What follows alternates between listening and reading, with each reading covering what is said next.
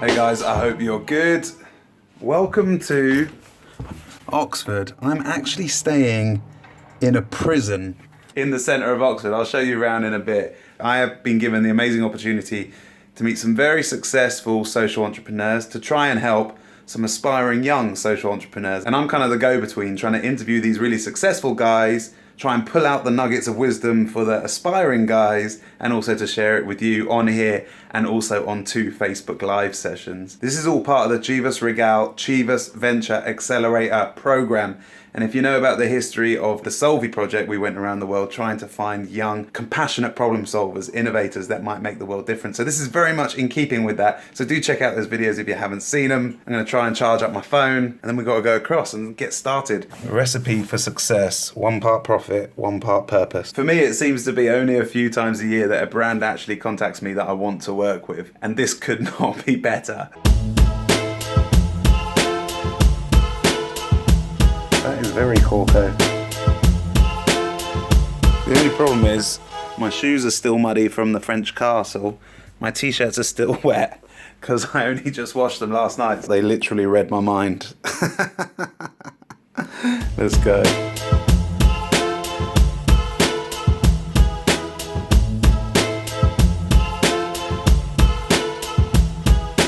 Check this out. I am literally in prison break. That's what it feels like. This is the old halls of a prison. It's amazing, isn't it? That's what happens if you don't pay your bar tab.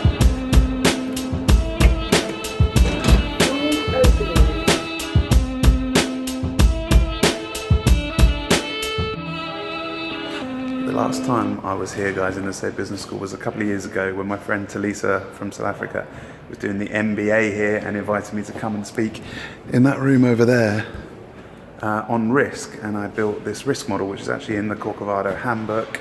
A blog post I wrote, I'll stick in below as well. But it's good to be back.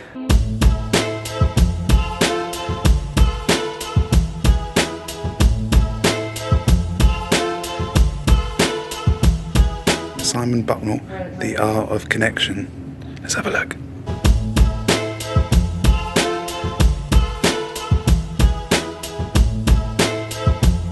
There's a two-headedness, yes? It's being aware of what the other person is doing or saying.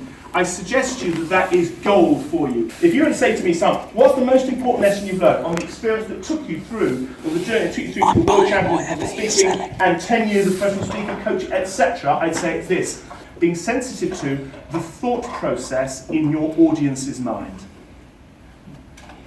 Which is, I think, a more effective and sharper way of saying it's all about your audience.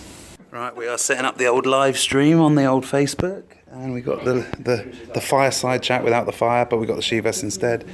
And yeah, get dim in the lights. Getting ready, met Tim outside, he's all good. The storytelling coach that I just showed you. Try and take that authentic voice and try and help them think about how to place it in the market as well as Tim has. And then we'll take some questions from the 27 entrepreneurs from 27 different countries around the whole flipping world, and then take some questions from Facebook Live as well. I've never tried to do it where I'm managing a live audience, managing a live digital audience, and also trying to make a vlog for you guys in retrospect. So doing all 3 layers is new, but that's what this is all about. It's good. My name's Dave Erasmus. I ran online companies for 10 years, had a few exit, a few fails, so I've seen a few bits and bobs. I now make a weekly YouTube video and do social media. So today we're going to be making a Facebook Live, which I'm just going to press go on, and hopefully it will work. There we go, we are now live on Facebook. This is Tim. Thanks, Dave. Thanks, great to be here. I've come up from Bristol this afternoon and it's a real pleasure to be in Oxford. We're really about connecting people to their power plants. We're kind of getting close to concrete jungles and we've lost this connection with real jungles. And our idea about Pucker is to bring people back into nature. So our first year in business, we turned over £48,000 and just this year gone, we turned over 37 million. We give 1% of our sales, not a profit, we give 1% of our sales to eco and environmental charities. Awesome. Thank you, guys. Thanks, Tim. That is refreshing, just to hear someone speaking from the heart. As you said, that is it, Liz Simpson? Yeah, working from the heart, yeah. Yeah. Let's go back to some of the early stages, right? You talked about 48 grand in your first year of sales. Yeah. I'm particularly drawn to that open call where you put that ad in the newspaper. Yeah. And you just threw it out there, because I think you guys are all in a place right now where you're in early prototype stage, maybe minimum viable product, beginning to think about how you take that journey and put it into the market. Sometimes I think the best moments are when you don't think too much, but you just go into the flow of life, really. To get into that process then, you put that call out in the newspaper. Yeah. What was it that drew you to that? Did you have previous experience with that? Not at all. Completely wild. And also Sebastian never answered an advert. He doesn't answer. He never answers adverts in magazines. Probably because you were speaking from the heart. Actually, it causes that one person in the metaphorical room to put their hand up. Yeah. And so you didn't get 100 responses. You just got the one that you were looking for. Yeah. So I think there's something really interesting to take away for all of us in that point itself. Yeah. Tea is not a new thing. It's been around for a while. It's been around for a while. Yes. It's a fairly successful idea. Yeah. So how on earth did you set about trying to take on some of the big brands that were already in place? How did you go about that? We just focused on being the best, actually. Mm-hmm. That's all we did, really. Well, the actual product itself. Yeah, being the best in making like the most beautiful products and the best tasting product. The art of success is to communicate, and it really is. You know, Seb and I would talk 3 times a day, 4 times a day. So focus. Yeah. On what you're good at. Yeah. Collaborate. Yeah. Find others that are similar. Yeah. And you can benefit from each other. Yeah. And then really reflect on the journey. Would that be fair to say? And instinct. Instinct. There's a great book called Feel the Fear and Do It Anyway. Who has a question for Tim that they'd love to throw out? In terms of business growth, did you grow organically, and at what point of time that you decide that it is needed like a pump in money or investment? Yeah. It's a really good question. So we grew with funding from the bank, and the bank really helped us on our journey to a point where they said to us, guys, we just can't do this anymore. And we said, we understand that, and we want to do other things as well. I will be making a vlog of this trip on this little phone of the Accelerator program. So please come up and find me later, show me your wares, let's have a play around. But more importantly, one of my key tips is try and grab Tim after this session before he runs away and get something out of him. Get some contact, some bit of advice. I've got lots of tea to give away. So yeah, get some tea, but he's probably got something a bit more up his sleeve for you guys right now. Yeah. Tim, thank you so much for sharing your journey with us. Yeah. Give it up for Tim, everybody. Thank you. Cheers, guys. Thank you. Can I just say good luck to all you guys as well. I've read some of I've tried to read all your stories, and they look like an amazing stories. So all the best on your personal journeys. I'm going to leave him to do the good business now. Yeah, I'll get out of the way. That was a brilliant session. Oh, these guys are great. Great questions, great thoughts from Tim. I didn't know much about the Packer brand, but I'm impressed with how he's dealing with the commercial side and the organic soul side of it. And I believe that he's still in touch with what it was that got him going in the first place.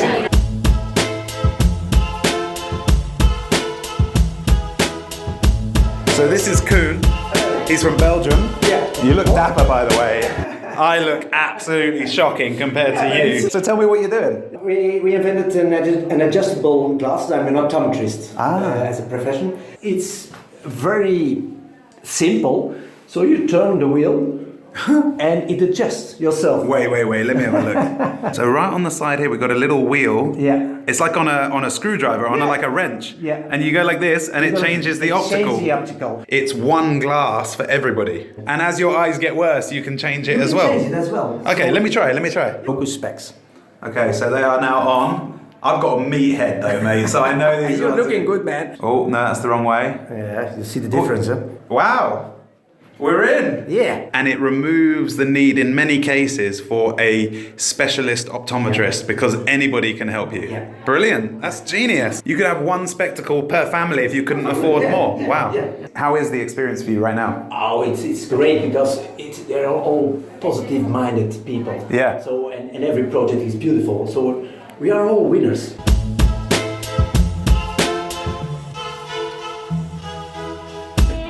Lift going up. say it's a bit weirder coming back to a prison than it was leaving it in the afternoon. But it was a good day. Good day. It was a lovely dinner. I'm exhausted. I'll see you guys in the morning for another day where I get to interview Sunal Shah, which is a bit of a coup. Do you know what? I forgot how much I enjoy the odd swanky hotel, doing a speaking gig, meeting some successful people who are good at what they do. This is probably all part of the integration process for me getting back to work. I used to love doing speaking gigs and panel sessions and conferences and facilitating groups and stuff. And then it's double fun being able to vlog it. Right, we're back in the building. This morning as I woke up, I was reflecting on the 3 points that Tim left us with. Focus on what you do best. Collaborate with people who are heading in a similar direction. And respect the journey. Think about your inner journey and invest in that character, the internal journey, so that it's easier when you're operating in the outside world. I'm gonna go in and sneak around a few sessions, try and get a few more stories from people.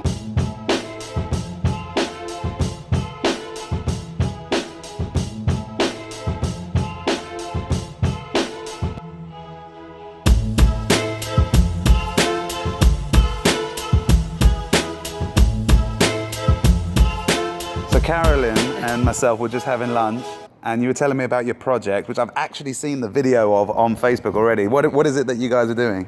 We're making sustainable tableware. That means we're making plates and bowls and different dishes out of green full leaves, and sold to 52 countries last year. Wow, congratulations. This is exactly the kind of stuff I'm interested in with Corcovado, actually working with nature to make and use tools that we love so much. Rather than trying to destroy nature to make it happen, it kind of is a natural process. We developed a rain harvesting device to help people, mostly people that live in the slums and don't have access to clean water. And what is rain harvesting for somebody who hasn't come across this term? Yeah, rain harvesting, basically the device is you put it outside and it collects rain and filters them, and then you get a supply of clean water to drink or to cook or to do whatever you want with it. That's very cool. Would that work for my hut? I build little huts. Would it work for me? Absolutely, that's where we got the idea. We stayed off-grid in an isolated hut, and we figured, wow, we should have this technology and make it affordable for people who need it. Awesome. And also for me, because I want to try it. Will you send me one? Yeah, absolutely. Amen. Absolutely. Guys, this is working out quite well. I feel like I've come to the Corcovado trade show. If you send me one, I'll put it in the videos and we'll try it out. Most definitely. Does that sound good? Most definitely, yeah. Awesome, man. Thanks. I'm developing the iThrone. It's a portable evaporative toilet that uses a shrink wrap for crap material as a way to flush sewage when you don't have access to pipes or plumbing or power. It's for urban dwellers in unsewered communities, as well as refugees and displaced people. So 95% of what we output each day is water. Yeah. And it cleans that and evaporates it. Yeah. It basically turns liquid sewage into clean water vapor. So we're hoping for next year, early 2019, we'll have the iThrone on the market. Awesome. And will you maybe send me one for the Corcovado project for my project, and we'll get it implemented? Sure. Awesome. Sounds good. I am cashing in, guys. I am cashing in. I've come to the right place. Thank you. All your sanitation. I know. I've got rainwater. I've got my new bowls. I've got everything. And this is a very nice office to be having these conversations in as well. What the heck is that?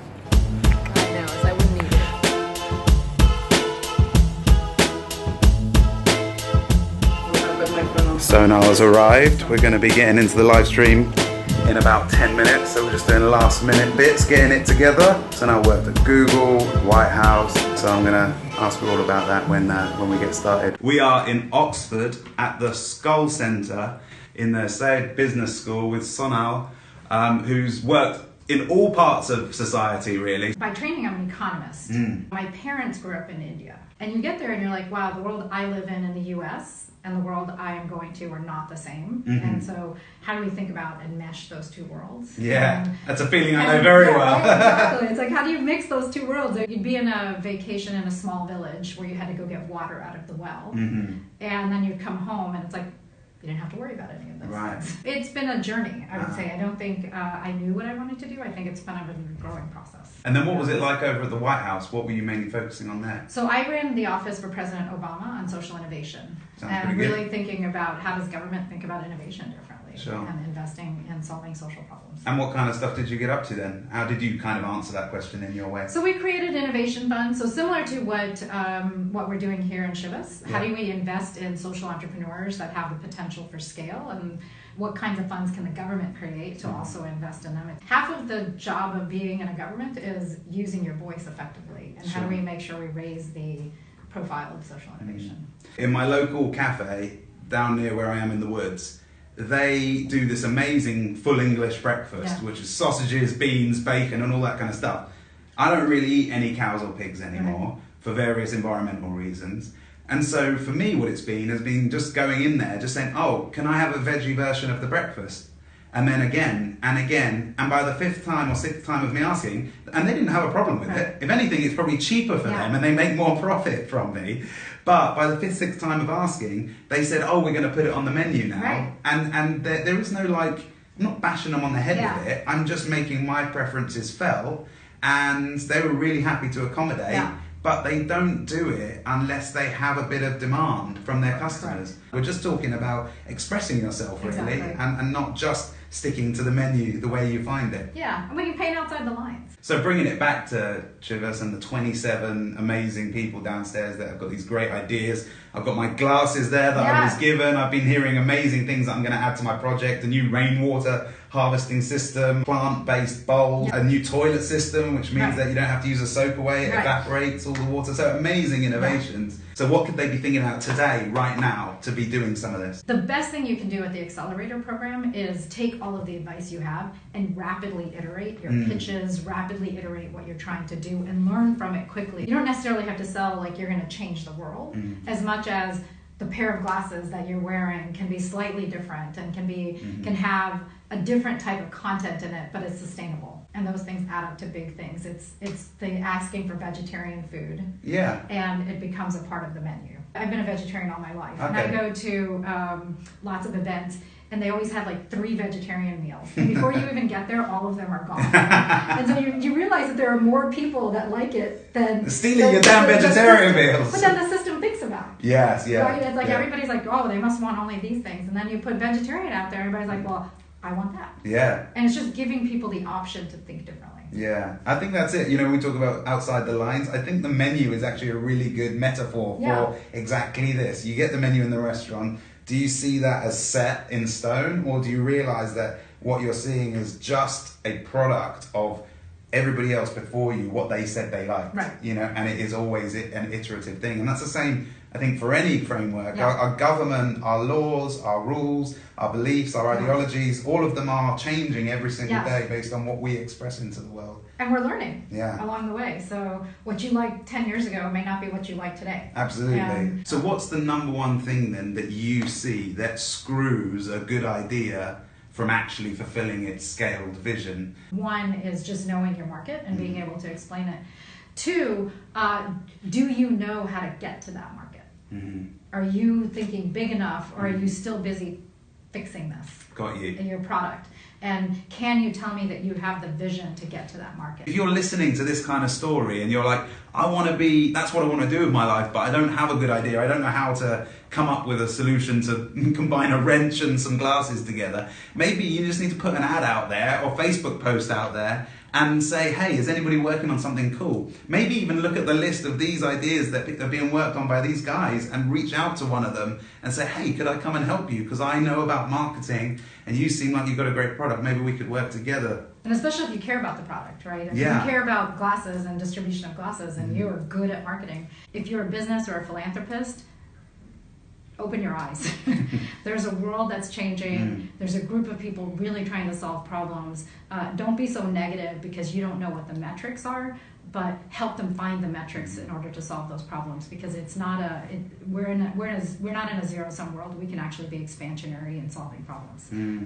It's really good. And to draw it back to the cafe, I think we are all in the business of creating this menu for life. Yes. I've never thought of this before, but it's just through this conversation, this sense that some people have to innovate and create things that go on the menu, but then as we choose to select those things on the menu of life, we compound them, we iterate them, we add little additions and little alterations to it, and together we create that menu. So never think that the menu is locked in. Never think the menu will just exist. If we don't do our work, the menu will just get smaller and smaller until we're all eating like chip butties, which no one wants. That's not a good idea.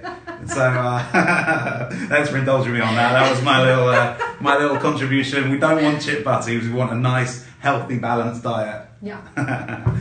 All right, so that was good. That was a really good session. Yeah, Thank you, Sam. fantastic, David. Thank you. How long were we on there for?